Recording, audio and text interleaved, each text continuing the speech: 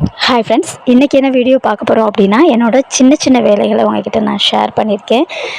இந்த மாதிரி வீடியோ உங்களுக்கு ரொம்ப பிடிக்கும். ஏன்னா நிறைய ஃப்ரெண்ட்ஸ் அக்கா உங்களோட ரொட்டீன் வீடியோ போடுங்க, உங்களோட விளாக் போடுங்க, ஒரு ஒன் டே விளாக் போடுங்க அப்படின்னு சொல்லிட்டு கமெண்ட் பண்ணி கேட்குறீங்க. எனக்கு எப்பயுமே ரெகுலராக ஒரே வேலை இருக்கிறனால நான் என்ன ஷேர் பண்ணுறது அப்படிங்கிறதுக்காக தான் நான் ரொட்டீன் வீடியோ போடுறதில்ல. இருந்தாலும் எனக்கு கிடைக்கும் போதெல்லாம் உங்களுக்காக நான் ஷேர் பண்ணியிருக்கேன். அதை பாருங்கள். இது பார்த்தீங்க அப்படின்னா வியாழக்கிழமை காலையிலேயே நம்ம வீடு ஃபுல்லாகவே நீட்டாக வந்து கூட்டிட்டு க்ளீன் பண்ணிவிட்டு கழுவி விட்டாச்சு. இப்போ டைல்ஸ் போட்டது அப்படின்னா மாப் போட்டு நம்ம துடைப்போம். நான் பெரும்பாலும் மாப்பு போட்டு துடைக்கிறதில்ல, நல்லா தண்ணி விட்டு கழுவிடுவேன். 22ஆம் தேதி போன வியாழக்கிழமை நம் கல்யாண நாள்.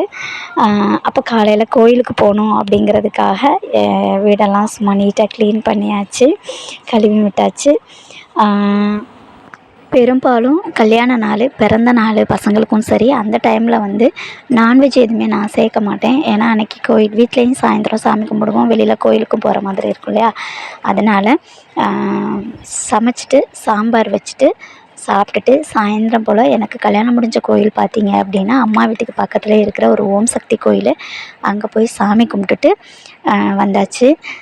வேறு பெருசாக வேறு எதுவும் இல்லை, இதுதான் பண்ணியிருந்தேன். பசங்களுக்கு சும்மா சிம்பிளாக சின்னதாக ஸ்வீட்டுக்காக கொஞ்சம் கேசரி பண்ணி கொடுத்துருந்தேன், அவங்களும் சாப்பிட்டாங்க அன்றைக்கி பொழுது. அப்புறம் லாஸ்ட் டைம் வந்து நம்ம வீடியோ போட்டிருந்தோம் பார்த்தீங்களா, அதாவது நம்ம வீடு கட்டின அனுபவம்னு சொல்லிட்டு ஒரு வீடியோ ஷேர் பண்ணியிருந்தேன். அதில் நிறைய ஃப்ரெண்ட்ஸ் வந்து அவ்வளோ விரும்பி அந்த வீடியோ பார்த்துருக்கீங்க. கிட்டத்தட்ட 48 சப்ஸ்கிரைபர் நமக்கு அந்த வீடியோவுக்கு புதுசாக வந்திருக்கீங்க. அவங்க அத்தனை பேருக்குமே ரொம்ப ரொம்ப ரொம்ப நன்றி. அந்த வீடியோவை ஃபுல்லாக பார்த்துட்டு நிறைய ஃப்ரெண்ட்ஸ் வந்து கமெண்ட் பண்ணியிருக்கீங்க, வீடு சூப்பராக இருக்குது, கங்க்ராச்சுலேஷன்ஸ், வாழ்த்துக்கள் அப்படின்னு சொல்லிட்டு. அந்த விஷஸெல்லாம் பார்க்கும்போது எனக்கு ரொம்ப சந்தோஷமாக இருந்துச்சு. அது மட்டும் இல்லை, நிறைய பேர் வந்து அதில் வந்து கமெண்ட் பண்ணி கேட்டிருந்தீங்க, வீட்டோட அளவு என்ன, எவ்வளோ செலவாச்சு, வாசல் எந்த பக்கமாக திசையில் போட்டிருக்கீங்க அப்படின்னு சொல்லிட்டுலாம் கேட்டிருந்தீங்க.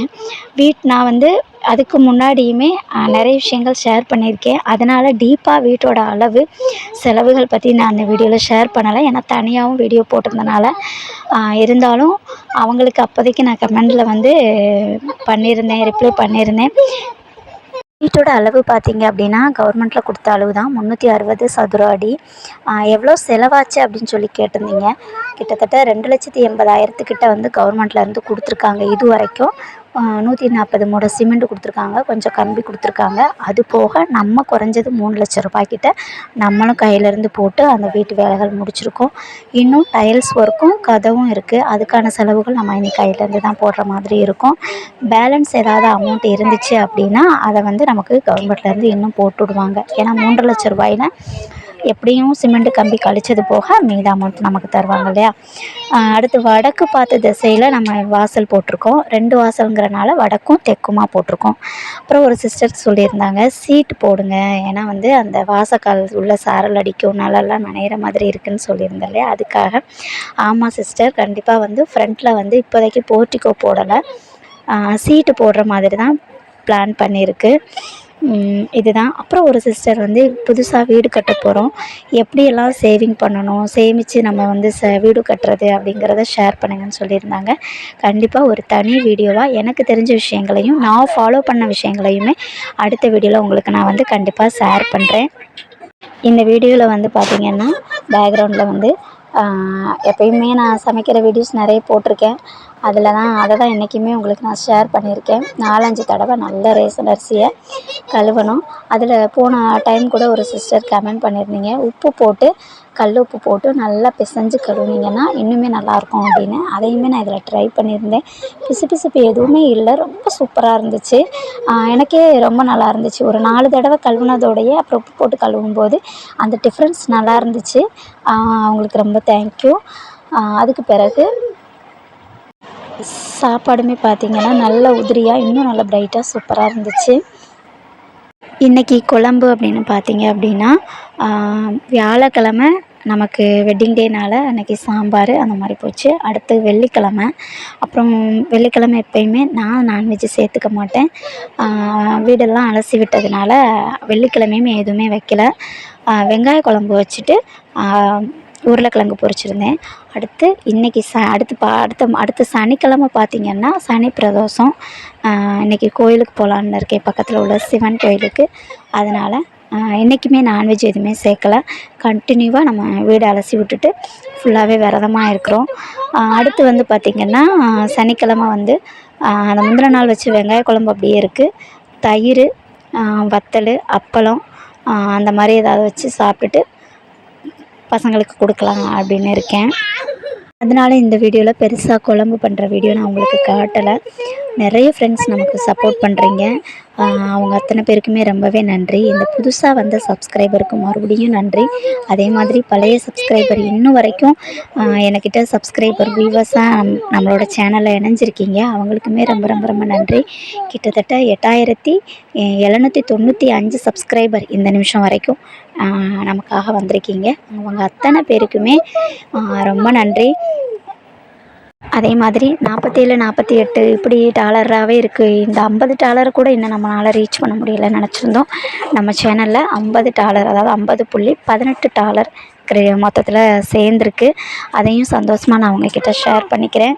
என்னப்பா, நன்றிகளோடு மட்டும் இல்லாமல் நம்மளோட சேனல் சப்ஸ்கிரைபர் அத்தனை பேருக்குமே திருப்பி பிராயச்சித்தம் செய்கிற மாதிரி சீக்கிரமாகவே நமக்கு $100 சேரணும். அதில் நம்ம இன்கம் எடுத்து நான் ஏற்கனவே சொல்லியிருந்த மாதிரி தான் அதில் வரக்கூடிய எந்த வருமானமாக இருந்தாலும் பாதி சப்ஸ்கிரைபர் வியூவர்ஸ் உங்களோடது தான். அதனால் நம்ம நிறைய பேருக்கு நிறைய நல்ல விஷயங்கள் செய்யணும். அந்த அத்தனை பிராப்தமும் நம்மளோட சப்ஸ்கிரைபர் அண்ட் வியூவர்ஸ்க்கு சீக்கிரமாக அமையணும். அதுக்கு உங்களோட சப்போர்ட் இது மாதிரி எப்போயுமே கொடுங்க. என்னால் முடிஞ்ச நல்ல நல்ல வீடியோஸ் உங்களுக்கு கண்டிப்பாக நான் ஷேர் பண்ணுறேன். சப்ஸ்கிரைப் பண்ணாமல் பார்த்துட்ருக்க வியூவர்ஸ் சப்ஸ்கிரைப் பண்ணிவிட்டு நம்மளோட வீடியோ பாருங்கள். எப்பயும் போல் உங்களோட சப்போர்ட் எப்பயும் தருவீங்க அப்படிங்கிறதையும் நான் நம்புகிறேன். ஏன்னா வீடியோவை எடுத்து எடிட் பண்ணி வாய்ஸ் ரெக்கார்ட் பண்ணி அதில் நிறைய விஷயங்கள் எல்லாம் நம்ம எடிட் பண்ணிவிட்டு அந்த மாதிரி விஷயங்கள் பண்ணுறேன். அது என்னோடய உழைப்பு. அதுக்கு பாதி, மீத பாதி ஃபுல்ஃபில் பண்ணுறது எல்லாமே உங்களோட வியூஸில் தான் இருக்குது. ஸோ கண்டிப்பாக சீக்கிரமாகவே நமக்கு அந்த ஒரு நாள் வந்து அமையும். நம்மளோட இன்கம் ரிலீஸ் பண்ணி இவ்வளோ வந்திருக்கு அப்படின்னு சந்தோஷமாக வீடியோ ஷேர் பண்ணுற ஒரு நாளுமே சீக்கிரமாகவே நமக்கு அமையும் அப்படிங்கிறத கடவுள்கிட்ட நம்ம எல்லாருமே சேர்த்து ப்ரேயர் பண்ணிக்குவோம். வரக்கூடிய இன்கமில் நிறைய பேருக்கு நம்மளால் முடிஞ்ச நல்ல நல்ல உதவிகள் நிறைய செய்வோம். அது உங்களோட சப்போர்ட்டில் நடக்குது அப்படின்னு நினைக்கும் போது, சீக்கிரமாகவே நடக்கும் அப்படின்னு நம்பும் போது இன்னுமே ரொம்ப சந்தோஷமாக இருக்குது. லாஸ்ட்டாக பார்த்திங்கன்னா சுடு தண்ணி கொஞ்சம் ஊற்றி, அதாவது கை பொறுக்கிற அளவுக்கு தான் இருக்கும், ரொம்ப சூடாக இருக்காதுல்ல, அதை நல்லா அப்பையும் நல்லா பிசைஞ்சிட்டு அந்த மாதிரி அடுத்து லாஸ்ட்டாக சாதம் வடித்து சாப்பிட்டானா இன்னுமே நல்லாயிருக்கும். உப்பெல்லாம் போட்டு நம்ம தீயை நல்லா தள்ளி விட்டுட்டோம் அப்படின்னா கொஞ்ச நேரத்தில் அதுவாகவே சூப்பராக வெந்துடும். அதே மாதிரி இந்த ஒரு வேலையை மட்டும் பார்த்துக்கிட்டு அப்படியே இருந்தோம்னா நமக்கு டைம் தான் வேஸ்ட் ஆகும். உலையை அடுப்பில் வச்சுட்டு அரிசியை களைஞ்சி அடுப்பில் போட்டாச்சு. அந்த சாதம் வெந்துற கேப்லையே அடுத்து நமக்கு என்ன வேலைகள் இருக்கும், குழம்பு ஏதாவது செய்கிற மாதிரி இருந்துச்சுன்னா அந்த வேலைகளை பார்த்துட்டு டக்குனு கிச்சனை விட்டு வெளியில் வந்துடணும். எப்போ பாரு அதிலேயே உட்காந்துட்டே இருந்தோம் அப்படின்னா நமக்கு டைம் ரொம்ப ரொம்ப ரொம்ப வேஸ்ட்டாக தான் போகும். ஒரு சிஸ்டர் கூட கமெண்ட் பண்ணியிருந்தாங்க, எப்படி உங்களுக்கு இவ்வளோ வேலை பார்க்குறீங்க, எப்படி உங்களுக்கு நேரம் எப்படி கிடைக்கிது, எப்படி அவங்களால முடியுது அப்படின்னு சொல்லிட்டு அவங்க நேர்லையுமே என்ன ஒரு தடவை பார்த்துமே கேட்டாங்க. உச்சப்படியில் நல்லா பேசினாங்க நம்மளோட சப்ஸ்கிரைபர். அப்போ நான் அவங்கக்கிட்ட சொன்னேன் சிரிச்சுக்கிட்டே, நேரம் வந்து கிடைக்காது, நம்ம தான் சிஸ்டர் ஏற்படுத்திக்கிறணும் அதுக்கு தகுந்த மாதிரின்னு. அவங்க சிரித்தாங்க, கரெக்டு தான் அப்படின்னு. உண்மை தானே, நம்ம தான் அதுக்கான நேரத்தை என்றைக்குமே ஒதுக்கணும், இந்த வேலை அந்த வேலை அப்படின்னு. நேரங்கிறது எப்பயுமே அது பாட்டில் இருந்துகிட்டு தான் இருக்கும். எந்த வேலை எப்போ செய்யலாம்னு நம்ம தான் ஒதுக்கணும். இது பார்த்திங்கன்னா நம்ம அந்த அரிசி களைஞ்ச தண்ணி இருக்கும் பார்த்திங்களா, அதை எல்லாமே சும்மா வேஸ்ட்டாக வந்து கீழே ஊற்றாமல் பக்கத்துலேயே வந்து நம்ம ஒரு பானையில் ஊற்றி வச்சிட்டோம் அப்படின்னா மாடு வச்சுருக்கிறவங்க வந்து எடுத்துகிட்டு போவாங்க. அது அவங்களுக்கு யூஸ் ஆகும். நம்மமே அந்த தண்ணி வேஸ்ட் பண்ணாமல் ஒரு ஒரு உயிருக்கு கொடுக்குற மாதிரி இருக்கும் பார்த்திங்களா. அதனால தான் அதையுமே ஊற்றி வச்சிடுறது. இல்லை அது பண்ண முடியாதவங்க செடிகளில் ஊற்றினா நல்லாயிருக்கும் அப்படின்னு நினைக்கிறேன். நான் ஆனால் வந்து அந்த ஊற தண்ணி பானையில் ஊற்றி வச்சுருவேன். பக்கத்தில் ரிலேட்டிவில் உள்ளவங்க தான் அக்கா, அவங்க வந்து எடுத்துக்குவாங்க. சாப்பாடு பாருங்கள் கொஞ்சம் நேரத்துலேயே டக்குன்னு வெந்துருச்சு. சாப்பாட்டை வடித்து முடிச்சுட்டு அவ்வளோதான், சாப்பாட்டு வேலை முடிஞ்சிருச்சு. ஏன்னா நமக்கு பழைய குழம்பு இருக்குது இல்லையா, இன்றைக்கி அப்புறம் வத்தல் அப்பளம் ஊறுகாய் அதுவுமே ரெடியாக இருக்குது. பொழுது இன்றைக்கி சூப்பராக போயிடும். அதுக்கு பிறகு வீட்டில் என்னென்ன வேலைகள் இருக்குது அப்படிங்கிறதுக்கான பிளானிங் வந்துடும். வெயிலும் வந்து அதிகமாக வர ஆரம்பிச்சிருச்சு. அதுக்குள்ளே நம்ம வேலைகள் எல்லாம் முடிச்சாச்சு. எவ்வளோ ப்ரைட்டாக எவ்வளோ உதிரியாக சூப்பராக இருக்குன்னு பாருங்கள். ரேஷன் அரிசி சாப்பாடுன்னு நம்பவே முடியாது, அந்த அளவுக்கு பெர்ஃபெக்டாக இருக்கும். எங்கள் வீட்டில் எல்லாருக்குமே எப்போவுமே பிடிக்கும். இது பார்த்திங்க அப்படின்னா பசங்க வந்து நான் சொல்லுவேன்ல டெய்லி வைஸாக உண்டியல் சேர்த்து வைக்கிறது அப்படின்னு சொல்லிட்டு, இப்போ வந்து அவங்க கையிலேயே நான் கொடுத்துட்டேன். முன்னாடி நான் அதை போட்டு போட்டு வச்சுருந்தேன். 1ஆந்தேதி ரூ. 1, 2ஆந்தேதி ரூ. 2, அந்த மாதிரி நம்ம என்ன டேட்டோ அன்னைக்கு அவ்வளோ அமௌண்ட்டை எடுத்து வைக்கிறதுன்ட்டுன்னு. இப்போ அவங்களுக்கு ஓரளவு மெச்சூர்டு வந்துருச்சு. அவன் பெரியவனே அம்மம்மா நான் இந்த இதுலேருந்து சேர்க்க ஆரம்பிக்கிறேன் அப்படின்னு சொன்னான். சரி பரவாயில்ல, நல்ல விஷயம் தானே அப்படின்னு சொல்லிட்டு இந்த இப்போ லீவு விட்டுருந்தாங்க பார்த்தீங்களா, இந்த லீவில் இருந்து மறுபடி லீவு வரும் பார்த்தீங்களா, அந்த 1 இயர் லீவு.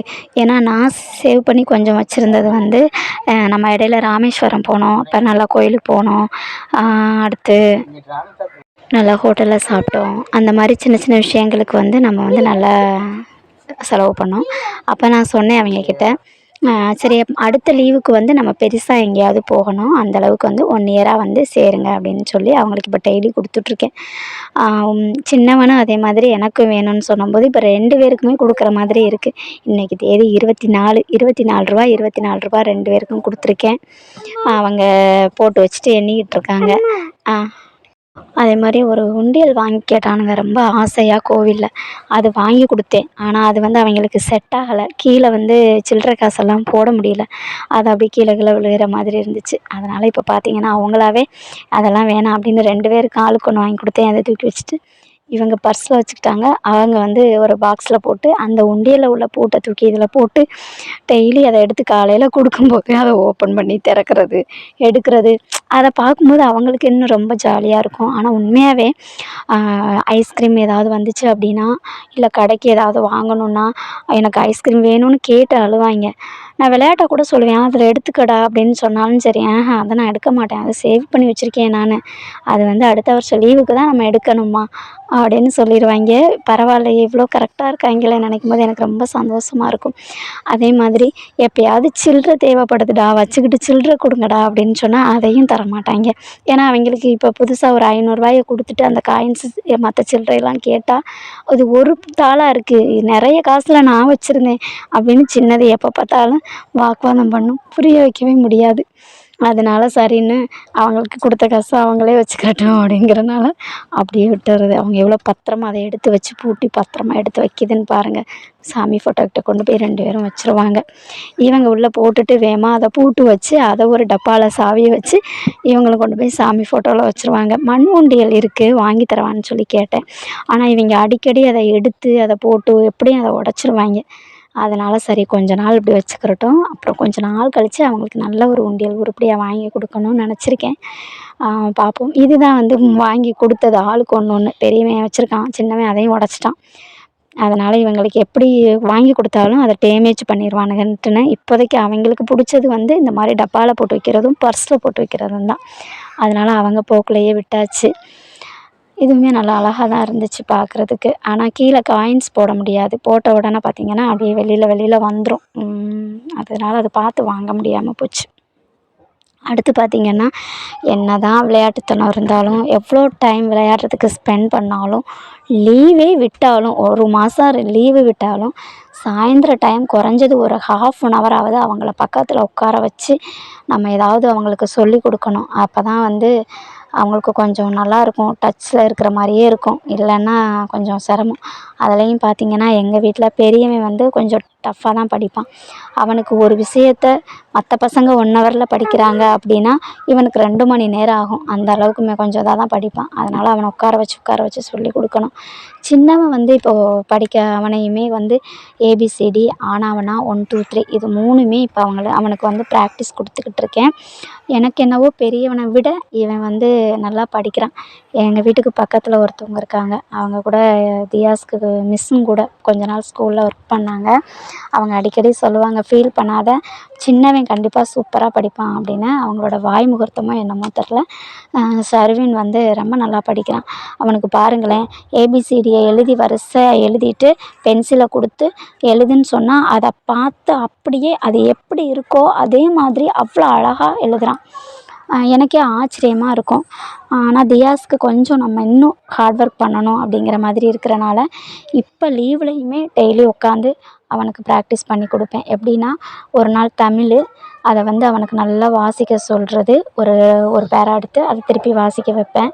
இங்கிலீஷையும் அதே மாதிரி அவனுக்கு நல்லா வாசித்து மீனிங் சொல்லி கொடுத்து திரும்ப அவனை வாசிக்க வைப்பேன். மேக்ஸு டேபிள் ஃபுல்லாக ஒரு நாள், அடுத்து 3வது நாள் வந்து வாய்ப்பாடெல்லாம் சொல்ல வைப்பேன். கணக்கு செஞ்சு கொடுப்பேன், கூட்டல், கழித்தல், பெருக்கல், வகுத்தல். அதை 4th போக போகிறான் பெரியவன். சின்னவனை இப்போ தான் வந்து ஃபஸ்ட் ஸ்டாண்டர்டுக்குமே இன்னும் கொஞ்சம் ஏஜ் இருக்குது. அவங்களுக்கு கொஞ்சம் மாத டிஃப்ரெண்ட் வருது. அதனால் என்ன சொல்கிறாங்க அப்படின்னு கேட்கணும். அவங்களோட சேர்ந்து உட்காந்து ஜாலியாக அவங்க போக்கில் உட்காந்து பாடம் சொல்லி கொடுக்கும்போது, சின்ன சின்ன விஷயத்தையும் நல்லா சூப்பராக இருக்கே அப்படின்னு என்கரேஜ் பண்ணி பண்ணும்போது அவங்களுக்கு இன்னும் ரொம்ப சந்தோஷமாக இருக்கும் படிக்கிறதுக்கு. ஓகே ஃப்ரெண்ட்ஸ், இந்த வீடியோ சின்னதாக உங்களுக்கு என்டர்டெயின்மெண்ட் தர மாதிரி இருந்திருக்கும் அப்படின்னு நம்புகிறேன். அடுத்த ஒரு பதிவில் உங்களை நான் மீட் பண்ணுறேன். இது வரைக்கும் வீடியோவை பொறுமையாக பார்த்து கேட்ட அத்தனை ஃப்ரெண்ட்ஸ்க்குமே ரொம்பவே நன்றி. தேங்க்யூ ஃபார் வாட்சிங் ஃப்ரெண்ட்ஸ். தேங்க்யூ.